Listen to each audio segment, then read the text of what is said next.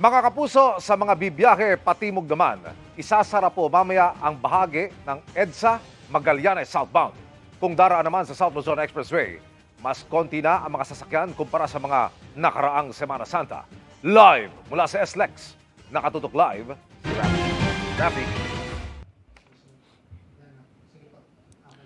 Emil, para sa mga palabas nga ng Metro Manila at patungo dito sa South, maganda na para sa pagsasara ng ilang bahagi ng EDSA para sa rehabilitasyon. Samantala, latest muna dito sa South Luzon Expressway, isang lugar na lang yung may build-up dito sa may SLEX at ito yung dulo ng SLEX sa may Santo Tomas, Batangas dahil may isinasagawang curing, nasa proseso ng curing yung ginagawang kalsada. Kanina ay bahagyaring nagka-build up sa may Calambe exit pero ngayon ay maluwag na ito.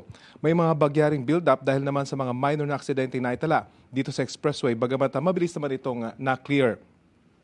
Pansin naman ang pamunuan ng SLEX sa Emil na kumpara sa mga nagdaang Semana Santa at mga mahabang bakasyon, mas konti nga yung dumaraan dito sa South Luzon Expressway. Pagpasok pa lang sa SLEX mula sa Magallanes Interchange, mabilis na ang biyahe ng mga sasakyan. Wala rin ng karaniwang build-up sa bahagi ng Alabang.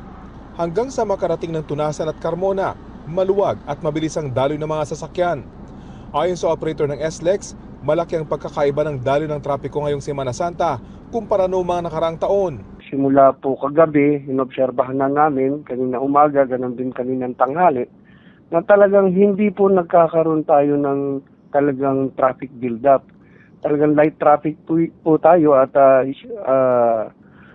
mabilis po ang mga sasakyan, ang takbo ng mga sasakyan. Siguro po dahil na rin po dito sa yung pagtaas po ng petrolyo. Pero hindi lang daw ngayong linggo ito pansin ang pagbaba ng bilang ng mga motoristang dumaraan dito. Simula nung tumaas po yung petrolyo, bumagsak na po yung volume of vehicles natin ng 10 to 15% po. Doon sa average daily natin traffic. Pero kung dito sa SLEX, maluwag ang daloy ng mga sasakyan, posibleng iba ang maging sitwasyon sa EDSA bago makarating sa southbound ng Magallanes flyover. Isasara kasi ito simulang mamayang alas 10 ng gabi para sa asphalt overlay bilang bahagi ng isinasagawang rehabilitasyon ng EDSA. Ang mga magtutungo sa Pasay mula sa Makati, kailangang dumaan sa alternatibong ruta. Bago makarating sa flyover, dumaan sa service road ng EDSA, kumanan sa Chino Rosas Avenue, kanan sa Antonio Arnaiz Avenue, kumaliwa sa Osmeña Highway at kumanan pabalik sa EDSA. Magtatagal ang pagsasara ng Magallanes Flyover southbound hanggang Lunes ng madaling araw. Inasahan kasing kaunti ang sasakyan sa Metro Manila ngayong Semana Santa, kaya ngayon itinaon ang pagsasara sa isang bahagi ng flyover. Pero ang ibang kalsada sa ibang bahagi ng bansa, itinigil muna ang pagkukumpuni para hindi maaberya ang mga motorista. Kanina, ininspeksyon ni Secretary Vince Dizon ng MacArthur Highway kaugnay nito.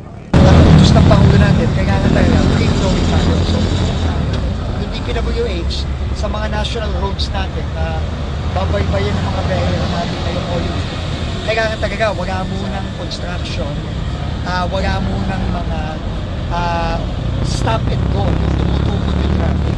Kasi kapag yan tumukod, kapag yan naaberya, dagdag konsumo sa gasolina yan. Emil, dahil nga may kabilisan ng biyahe sa malaking bahagi nitong South Luzon Expressway, babala ng pamuno ng SLEX, sundin ang speed limit para iwas disgrasya. Yan ang latest mula dito sa Monitoring Center ng South Luzon Expressway. Emil? Maraming salamat, Rafi Tima.